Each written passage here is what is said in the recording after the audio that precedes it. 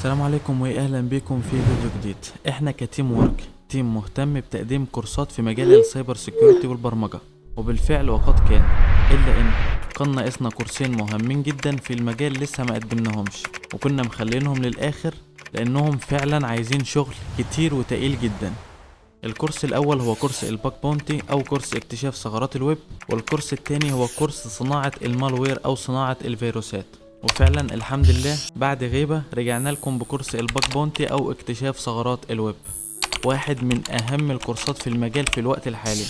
اكتشاف ثغرات حسب منظمة واسب باخر قائمة نزلت ليها سنة 2021، دول اشهر 10 ثغرات تم اكتشافهم في تطبيقات الويب والمواقع، ودول ان شاء الله اللي احنا هندرسهم خلال الكورس ده.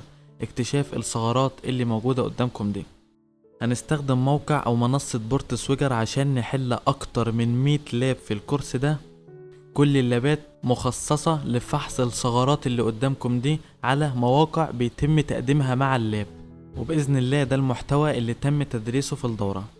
ثغرة الانفورميشن ديسكلوجر، ثغرة البروكن اكسس كنترول او ثغرات التحكم، ودي ثغرات البيانات المسربة.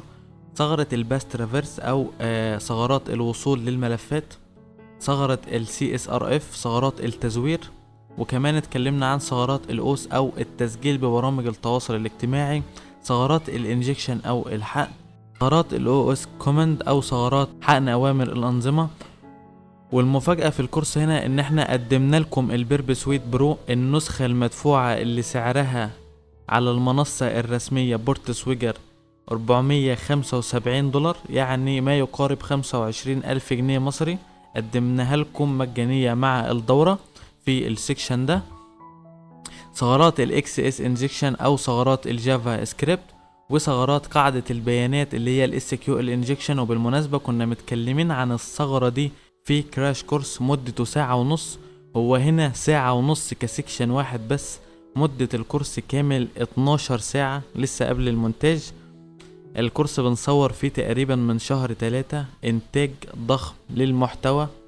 بنحل في الكورس اكتر من 100 لاب على موقع او منصة بورت سويجر. ثغرات ال SSRF اللي هي ثغرات السيرفر اللي هي عكس ال CSRF او شبيهة ليها الى حد ما. ثغرات ال XXA. وفي النهاية بعد تعلم الثغرات دي كلها والتعامل معاها هنبدأ نطبق الثغرات دي ان شاء الله بإذن الله على موقع حقيقي. وفي الاخر وبعد ما هنعمل ده كله هنيجي هنا في الخاتمة هنشرح ازاي بعد ما اتعلمت الثغرات ده او الحجم ده او اتعاملت مع الدورة وخلاص خلصتها ان شاء الله، ازاي هتبدأ تتعامل وازاي هتبدأ تشتغل، والمنصات اللي هتقدر تشترك وتنضم ليها عشان تقدم عليها كباج هانتر وتبدأ تشتغل في أنظمة الباك بونتي تبع الشركات العالمية.